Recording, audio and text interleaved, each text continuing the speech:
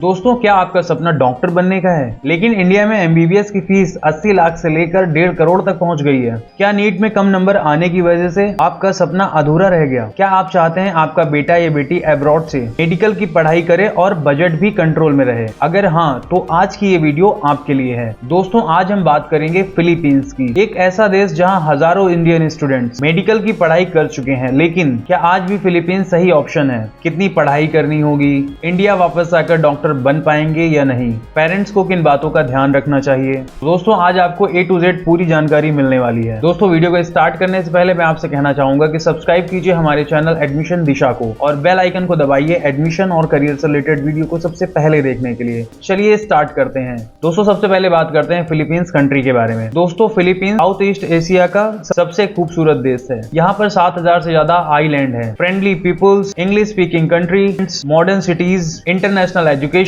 Beautiful climate, Indian students के लिए comfortable environment और सबसे बड़ी बात, यहाँ पर इंग्लिश का यूज ज्यादा किया जाता है, इसलिए कम्युनिकेशन आसान रहती है। दोस्तों, जानते हैं फिलीपींस को ही क्यों चुने? फिलीपींस एक इंग्लिश स्पीकिंग कंट्री है। पूरी मेडिकल एजुकेशन इंग्लिश में ही होती है। इंडियन स्टूडेंट को लैंग्वेज सीखने में ज्यादा परेशानी नहीं होती। हजारों इंडियन स्टूडेंट यहाँ ऑलरेडी पढ़ चुके हैं और साथ ही साथ इंडियन कम्युनिटी भी अवेलेबल है। अफोर्डेबल एजुकेशन, दोस्तों कई देशों के कंपैरिजन में यहाँ पर लिविंग कॉस्ट काफी कम रहती है। WHO लिस्टेड यूनिवर्सिटीज हैं, वर्ल्ड डिक्शनरी में भी लिस्टेड हैं। Practical learning, modern lab, hospital exposure, clinical training, experience faculties. बात करते हैं यहाँ के कोर्स स्ट्रक्चर की। यही सबसे ज्यादा स्टूडेंट कंफ्यूज होते हैं। फिलीपींस में ज्यादातर मेडिकल यूनिवर्सिटीज में सीधे एमबीबीएस का कोर्स नहीं होता। आमतौर पर स्टूडेंट को पहले प्री मेड जैसे BS और उसके बाद MD प्रोग्राम करना होता है। कोर्स स्ट्रक्चर को अच्छी तरह से समझें। बात करते हैं ड्यूरेशन के बारे में। अलग अलग यूनिवर्सिटी के हिसाब से अलग अलग कोर्स का ड्यूरेशन हो सकता है। आमतौर पर pre made, MD,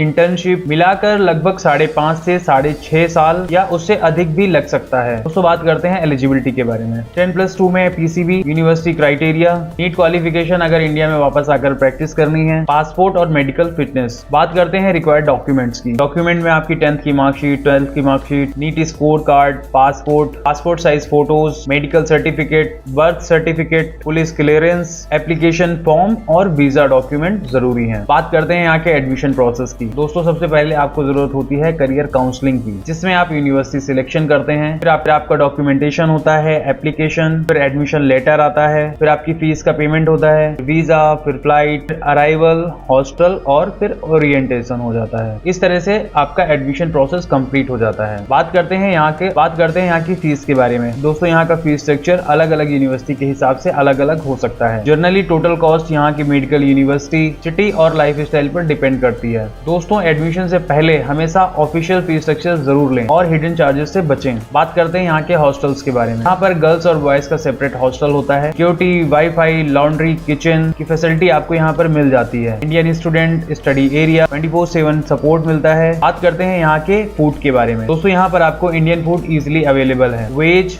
non veg, self cooking और इंडियन ग्रोसरी यहाँ पर अवेलेबल है। बात करते हैं यहाँ के वेदर के बारे में। दोस्तों, फिलीपींस का वेदर काफी ट्रॉपिकल होता है। इंडिया के जैसा वेदर होने की वजह से इंडियन स्टूडेंट जल्दी एडजस्ट हो जाते हैं। बात करते हैं यहाँ की सेफ्टी के बारे में। पेरेंट्स हमेशा पूछते हैं क्या फिलीपींस सेफ है? दोस्तों, यहाँ की कई सारी सिटी स्टूडेंट्स में पॉपुलर है, लेकिन सेफ सिटी और एरिया के अकॉर्डिंग अलग अलग हो सकती है। इसलिए यूनिवर्सिटी और वहां के आसपास के एरिया की जानकारी पहले से जरूर लें। बात करते हैं करियर अपॉर्चुनिटीज के बारे में। दोस्तों, फिलीपींस से एमबीबीएस का कोर्स करने के बाद आप इंडिया में प्रैक्टिस कर सकते हैं, PG का कोर्स कर सकते हैं, रिसर्च कर सकते हैं, हॉस्पिटल में जॉब कर सकते हैं, हायर एजुकेशन के लिए जा सकते हैं और साथ ही साथ आपको इंटरनेशनल अपॉर्चुनिटीज भी मिल जाती है। अब बात करते हैं इंडिया में वापस आने पर क्या होगा। दोस्तों, अगर आप इंडिया में प्रैक्टिस करना चाहते हैं, NMC की एलिजिबिलिटी और रजिस्ट्रेशन रूल्स को पहले समझना बहुत जरूरी है। एडमिशन लेने से पहले हमेशा NMC गाइडलाइन को जरूर पढ़ें। पेरेंट्स के लिए सबसे जरूरी बातें, university recognition, current NMC eligibility, hidden charges, visa,